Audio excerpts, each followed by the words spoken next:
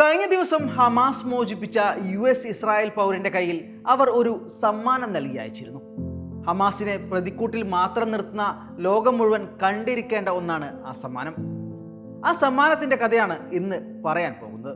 തടവുകാരോട് ഏറ്റവും മാന്യമായി പെരുമാറുന്നവർ, സ്നേഹത്തോടെ അവരെ ചേർത്ത് പിടിച്ച് തങ്ങൾ ഉണ്ണാതെ അവരെ ഊട്ടിയവർ, തങ്ങൾക്ക് കിട്ടാത്തതും അവർക്ക് നൽകിയവർ, അവരെ പരിചരിച്ച് വന്നതിനേക്കാൾ ഊർജ്ജസ്വലതയോടെ ചിരിച്ചും കളിച്ചും സ്നേഹം പങ്കുവച്ചവർ, തങ്ങളെ തടവിലാക്കിയവരോട് തമാശ പറഞ്ഞും അവരോട് കൈകൾ വീശി യാത്ര പറഞ്ഞും ഹമാസ് ബന്ദികളാക്കിയ ഇസ്രായേലികൾ റെഡ് ക്രോസിന്റെ വാഹനങ്ങളിൽ കയറിപ്പോകുന്നത് ലോകം അതിശയത്തോടെയാണ് കണ്ടുനിന്നത്.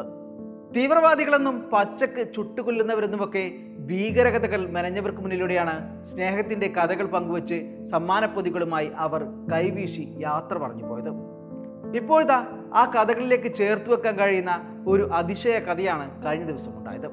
ഹമാസ് മോചിപ്പിച്ച ഇസ്രായേൽ പൗരൻ സാഗുയ് ദേക്കേൽചെനിന് ഹമാസ് നൽകിയ സമ്മാനപ്പൊതിയിൽ ഒരു സ്വർണ്ണ നാണയം കൂടി ഉണ്ടായിരുന്നു. സാഗുയ് ഹമാസിന്റെ ബന്ദിയായിരിക്കെയാണ് അയാളുടെ പ്രിയപ്പെട്ടവൾ മകൾ സാച്ചർ മസാലിന് ജന്മം നൽകുന്നത്. കുഞ്ഞുമോളെ കാണാനായി ആദ്യമായി ആ പിതാവ് എത്തുമ്പോൾ അത് വെറും കൈയോടെ ആവരുതെന്ന ശാഠ്യം ഹമാസിനുണ്ടായിരുന്നു. അങ്ങനെയാണ് അവർ ആ സ്വർണ്ണ നാണയം അയാൾക്ക് നൽകിയത്. 2024 ഡിസംബറിലായിരുന്നു സാച്ചറിന്റെ 1ാം ജന്മദിനം. സാഗുയ് ഹമാസിന്റെ പിടിയിലാകുമ്പോൾ ഭാര്യ അവിറ്റാൽ 7 മാസം ഗർഭിണിയായിരുന്നു. 2023 ഡിസംബറിൽ അവിറ്റാൽ 3ാമത്തെ പെൺകുട്ടിക്ക് ജന്മം നൽകിയ വിവരവും ഹമാസാണ് സാഗുയിനെ അറിയിക്കുന്നത്. 500 ദിവസത്തെ തടവ് പൂർത്തിയാക്കിയാണ് സാഗുയ് കഴിഞ്ഞ ദിവസം വീട്ടിലെത്തിയത്. 3 തടവുകാർക്കും വിവിധ സമ്മാനങ്ങളും ഔട്ട് പാസും പലസ്തീന്റെ ഭൂപടവും പതാകയും നൽകിയാണ് ഹമാസ് യാത്ര അയച്ചത്. ഓരോ തടവുകാർക്കും പ്രതീകാത്മകമായ സമ്മാനങ്ങളാണ് നൽകിയത്. അർജന്റീനിയൻ പൗരൻ യായർ ഹോണിന് ഗ്ലാസ് കൊണ്ടുള്ള മണൽ ഘടികാരമാണ് നൽകിയത്. ഇതിൽ ഇസ്രായേലിൽ തടവുകാരുടെ മോചനത്തിന് പ്രക്ഷോഭം നടത്തുന്ന മുന്നണി പോരാളിയായ ഐനാബിന്റെയും ഹമാസ് കസ്റ്റഡിയിൽ കഴിയുന്ന മകൻ സാങ്കോക്കറിന്റെയും ചിത്രങ്ങൾ പതിച്ചിട്ടുണ്ട്. സമയം കഴിഞ്ഞുകൊണ്ടിരിക്കുന്നു എന്ന സന്ദേശവും ഹിബ്രുവിലും അറബിയിലും ഇംഗ്ലീഷിലും ഇയാൾക്ക് പ്രിന്റ് ചെയ്തു നൽകി. ഇസ്രായേലിനുള്ള മുന്നറിയിപ്പും തടവുകാരുടെ ബന്ധുക്കൾക്കുള്ള അപായ സൂചനയുമാണ് ഇതെന്ന് വിലയിരുത്തപ്പെടുന്നു. അതേസമയം ഇസ്രായേൽ വിട്ടയക്കുന്ന ഫലസ്തീനികളുടെ സ്ഥിതി എന്താണ്?